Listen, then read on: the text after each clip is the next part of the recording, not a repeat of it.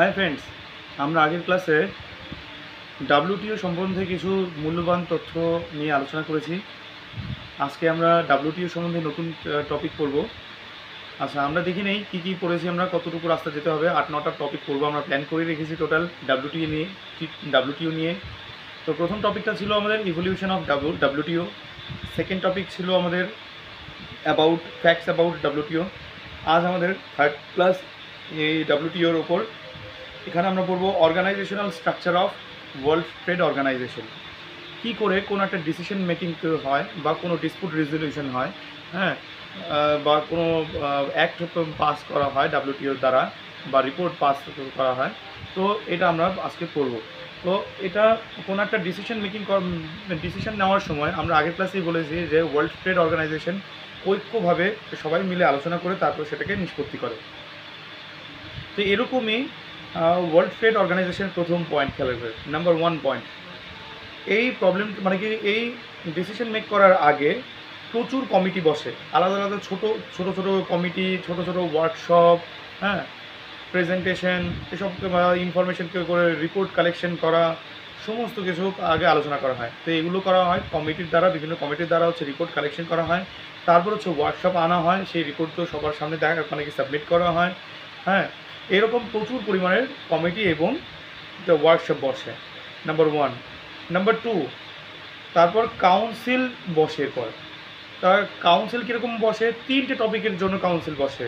প্রথমটা হচ্ছে council for trade in মানে কি trade in goods, council for trade in goods, যে পণ্যের ট্রেডিং করার জন্য মানে কি ট্রেডিং সম্বন্ধে কাউন্সিল বসে। তারপর সার্ভিসেসের জন্যও কিন্তু ট্রেডিং হয়, তো সার্ভিস ট্রেডিংয়ের জন্য আলাদা করে কাউন্সিল বসে। আর তারপর ট্রিপস এগ্রিমেন্ট মানে trade related aspects of intellectual property rights, অর্থাৎ ইন্টেলেকচুয়াল প্রপার্টি যেমন copyright, trademark, trade secret, geographical indication, তারপর পেটেন্ট, এই প্রভৃতির জন্য আলাদা করে একটা কাউন্সিল বসে। ঠিক আছে, মানে এগুলো ট্রেডিংয়ের জন্য, যে পেটেন্টের ট্রেডিং হয়, কপিরাইটের ট্রেডিং হয়, এরকম ইন্টেলেকচুয়াল প্রপার্টি রাইটের ট্রেডিং যে হয় তার জন্য আলাদা করে সেই ট্রেডিংকে মানে কি যে আলোচনা করার জন্য আলাদা কাউন্সিল বসে। তাহলে কী বললাম, প্রথমত ছোটোখাটো প্রচুর কমিটি বসে এবং ওয়ার্কশপ বসে। সেকেন্ডলি, কাউন্সিল বসে, ট্রেডের জন্য কাউন্সিল বসে। কীরকম ট্রেডের কাউন্সিল বসে, যেমন গুডসের জন্যে, সার্ভিসেসের জন্য এবং ইন্টেলেকচুয়াল প্রপার্টি রাইটসের জন্য। এই 3টা ট্রেডিংয়ের জন্য আলাদা আলাদা করে এই মানে কাউন্সিল বসে। ঠিক আছে, তার প্রথম স্টার্টিং কি numerous committees and workshop. Second মানে কি যে পয়েন্ট হচ্ছে কি কাউন্সিল ফর ট্রেড। এবার 3 নম্বর পয়েন্ট হচ্ছে কি জেনারেল কাউন্সিল বসে। জেনারেল কাউন্সিলটা জেনেভাতে বসে প্রতি বছর, এবং এই কাউন্সিলে প্রত্যেকটা মেম্বার কান্ট্রির কিন্তু অ্যাম্বাসেডার বা ইকুইভ্যালেন্ট মানে কি যে কোনো পলিটিশিয়ান মানে কি মানে এক একটা দেশের হেভি ওয়েট পার্সোনালিটি সেখানে থাকতে হবে। ওকে, তো অ্যাম্বাসেডার কারা হয়, যারা আইএফএস অফিসার, মানে ইন্ডিয়ান ফরেন সার্ভিসের বিরাট বড় অফিসাররা থাকতে পারে সেখানে, অথবা কোনো হচ্ছে কি যে ইন্ডিয়ারই কোনো মানে হেভি ওয়েট কোনো পার্সোনালিটি থাকতে পারে, সে পলিটিশিয়ান হতে পারে, মেম্বার অফ পার্লামেন্ট হতে পারে, বা মানে ক্যাবিনেট মিনিস্টার হতে পারে কোনো, বা প্রাইম মিনিস্টার হতে পারে, যেই হোক না কেন কাউকে না কাউকে একজন সেখানে বসতে হবে। ওকে, এই জেনারেল কাউন্সিলের হচ্ছে কি আবার দুটো বডি থাকে, মানে দুটো মানে কি যে উইং থাকে, একটা ডিসপুট সেটেলমেন্ট বডি আর একটা হচ্ছে কি trade policy review body. Dispute settlement body মানে যদি আন্তর্জাতিক ট্রেডিং করার সময় কোনো ডিসপুট হয়, কোনো মানে ক্ল্যাশ লাগে, তখন সেটাকে মানে কি নিয়ে বসার জন্য, সেটাকে আলোচনা করার জন্য বসে হচ্ছে কি ডিএসবি বা ডিসপুট সেটেলমেন্ট বডি। আচ্ছা, আরেকটা কি ট্রেড পলিসি রিভিউ বডি বা টিপিআরবি। তো কি ট্রেড পলিসি মানে কি, যে ট্রেডিং করার সময় যদি মানে কোনো নিয়মকানুন মানতে হয় তো সেরকম পলিসি হয়। কেউ সাবসিডি দিয়ে থাকে তো সাবসিডি নিয়ে হচ্ছে কি আলোচনা করো, রেস্ট্রিকশন করা, হ্যাঁ, এক্সপোর্ট ইম্পোর্ট কোনো কারণে মানে রেস্ট্রিকশন আনা। তারপর কারেন্সি হচ্ছে কি আলাদা আলাদা টাইমে আলাদা আলাদা কারেন্সি দেওয়া, যে মাল্টিপল কারেন্সি আনা, কারেন্সি রেস্ট্রিকশন করা, এই সব কিছু কিন্তু ট্রেডিংয়ের সঙ্গে কিন্তু সম্পর্কিত। তো এইরকম ট্রেড পলিসি রিভিউয়ের জন্য আলাদা বডি বসে। তাহলে কী কী বললাম আরেকটু রিভিশন করি। একটা numerous committees and workshops, council's for trade, তারপর হচ্ছে জেনারেল কাউন্সিল। এবার আমরা বসবো মিনিস্টেরিয়াল কনফারেন্স। এটা হচ্ছে হাইয়েস্ট ডিসিশন মেকিং কনফারেন্স হয়, এটা প্রতি 2 বছরে একবার করে বসে। হ্যাঁ, আমরা দেখব যে জেনারেল কাউন্সিল যতবার মিনিস্টারিয়াল কনফারেন্স যতবার বসেছে মানে মানে পৃথিবীতে টোটাল 13টা ওয়ার্ল্ড ট্রেড অর্গানাইজেশন দ্বারা টোটাল 13টা মিনিস্টারিয়াল কনফারেন্স বসেছে, এবং আমরা লক্ষ্য করবো সেটা প্রতি 2 বছর পর পরই কিন্তু এই কনফারেন্সে ডিসিশন মেকিং হয়েছে। তার মানে একবার যদি মিনিস্টারিয়াল কনফারেন্স বসে তার মানে বুঝতে হবে সেটা কিছু না কিছু ডিসিশন সেখানে হবেই হবে। হ্যাঁ, তো কি প্রতি 2 বছরে একবার করে হচ্ছে মিনিস্টারিয়াল কনফারেন্স বসে। তো এই মিনিস্টারিয়াল কনফারেন্সে কারা থাকে, কারা অ্যাটেন্ড করে, যে যারা মেম্বার রাষ্ট্র আছে তাদের হচ্ছে কি মিনিস্টার বসবে কমার্স এবং ট্রেডের। মিনিস্টার অফ ট্রেড অ্যান্ড কমার্সের যারা মিনিস্টার থাকবে, ক্যাবিনেট মিনিস্টার থাকবে, শুধুমাত্র তারাই হচ্ছে কি সেখানে অ্যাটেন্ড করবে। হ্যাঁ, এটাকে বলা হয় মিনিস্টারিয়াল কনফারেন্স। তাহলে 4টা মানে কি যে পয়েন্ট মনে রাখতে হবে। 1 নম্বরটা কি, numerous communities and workshops, council for trade, general council, আর হচ্ছে মিনিস্টারিয়াল কনফারেন্স। আচ্ছা, মিনিস্টারিয়াল কনফারেন্স হচ্ছে কি প্রথম মিনিস্টারিয়াল কনফারেন্স বসে 1996 সালে, প্রথম, সেটা সিঙ্গাপুরে হয়।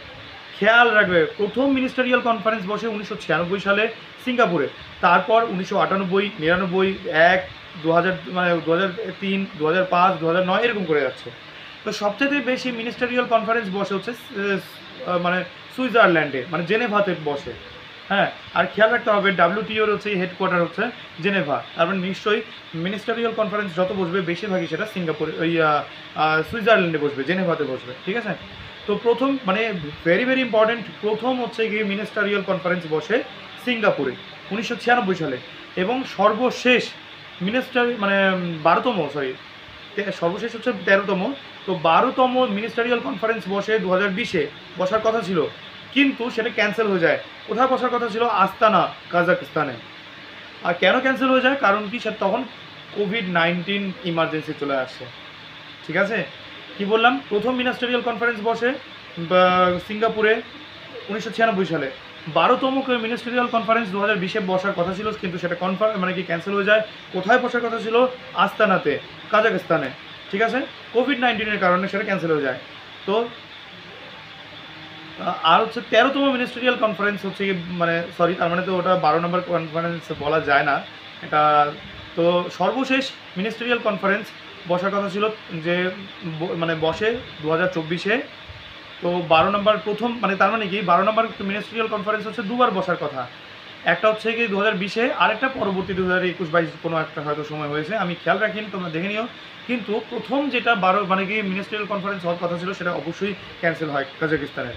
আর 13তম মিনিস্টারিয়াল কনফারেন্স বসে 2024-এর ফেব্রুয়ারি মাসের 26 তারিখ থেকে মার্চের 1 তারিখ পর্যন্ত। কোথায় বসে?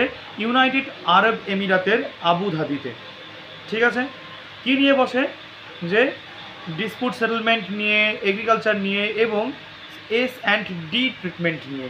আচ্ছা, এই S&D ট্রিটমেন্ট নিয়ে আমরা নেক্সট ক্লাসে আমরা আলোচনা করব। আপাতত এখানেই আমরা স্টপ করে রাখি এটাকে। তো আমরা আরেকবার রিভিশন করছি। তো আজকে গোটা ক্লাসে কী কী পড়লাম? প্রথমটা হচ্ছে কি ডিসিশন মেকিং।